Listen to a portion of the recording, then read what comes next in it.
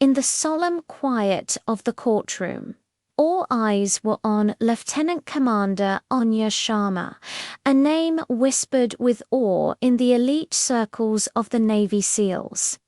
She wasn't just any SEAL. She was a legend, a sniper whose precision was said to be almost supernatural. Yet here she stood, stripped of her uniform, her decorations, her dignity, facing a court-martial for treason. The charge was as shocking as it was absurd, leaking classified intelligence that led to a catastrophic mission failure. As the bailiff approached, handcuffs glinting under the cold courtroom lights, a palpable tension filled the air. Anya remained impassive, her gaze fixed forward, a pillar of calm amidst the storm of whispers and accusing stares. She had dedicated her life to her country, endured trials that would break most people, and now this. The metallic click of the handcuffs locking around her wrists echoed like a death knell for a celebrated career. Her comrades, men and women she'd bled with, watched in stunned silence, their faces a mixture of confusion and disbelief. But just as the prosecution began to lay out its case, painting Anya as a traitor, the heavy courtroom doors swung open with a resounding thud. Every head turned. Standing in the doorway was a figure who commanded instant respect, a man whose presence alone could alter the course of battles. Fleet Admiral Marcus Thorne. He was a living icon, the highest-ranking officer in the Navy, a man who rarely made public appearances, let alone in a provincial courtroom. A hush fell over the room. The prosecutor's voice trailed off mid-sentence. The judge, a stern-faced captain, visibly straightened in his chair.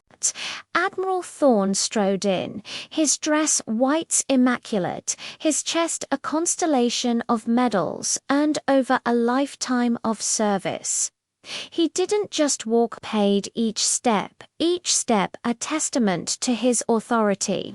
His eyes, sharp and piercing, scanned the room before locking onto Anya. For the first time, a flicker of emotion crossed Anya's face, a brief, almost imperceptible widening of her eyes.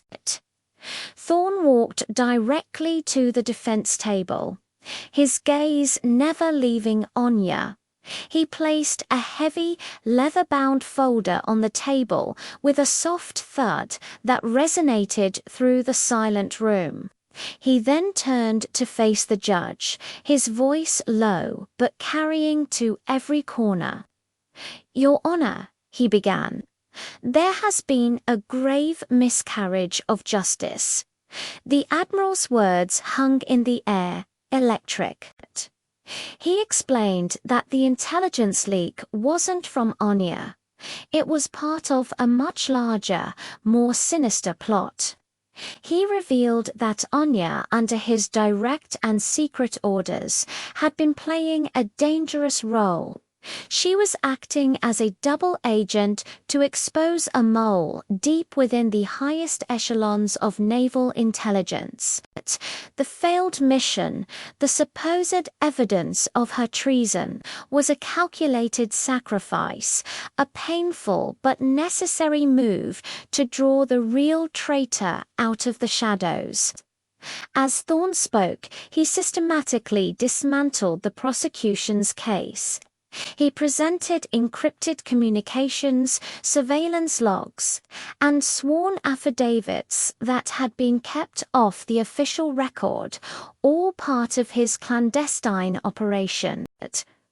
The mole, it turned out, was none other than one of the senior intelligence officers who had spearheaded the investigation against Anya. He had been selling secrets for years, and Anya was the only one Thorne trusted to get close enough to catch him. The courtroom was in an uproar. The prosecutor, pale and stammering, looked from the Admiral to the stack of evidence, his meticulously constructed case crumbling into dust. The judge, after a moment of stunned silence, called for an immediate recess. Admiral Thorne turned back to Anya. He nodded at the bailiff. "Remove those," he commanded, his voice leaving no room for argument. The same bailiff who had cuffed her now hurried to unlock them. As the restraints fell away, Anya rubbed her wrists, not in pain, but in a slow, deliberate gesture of release. She stood up, her posture once again that of the proud officer she was. She and Admiral Thorne shared a long, silent look, a look of shared hardship, of trust vindicated, of a mission finally, brutally, completed. The real traitor was apprehended before he could even leave the courthouse, his face a mask of shock and disbelief as naval investigators, who had been waiting for Thorne's signal, surrounded him. The charges against Anya were not just dropped, they were expunged from the record, replaced with a commendation for extraordinary bravery and service. As Anya walked out of the courtroom, a free woman, her fellow SEALs, who had been waiting anxiously, erupted into applause. She wasn't just a sniper, she was a hero who had risked her name, her freedom, and her life to protect the very institution that had turned on her. Her story became a new kind of legend in the SEALs, a testament to the fact that sometimes the greatest battles are fought not on foreign soil but in the shadows, where loyalty is tested and true honor is forged in the fire of deception. Anya Sharma had faced down the system and won, proving that integrity is the one weapon that can never be taken away.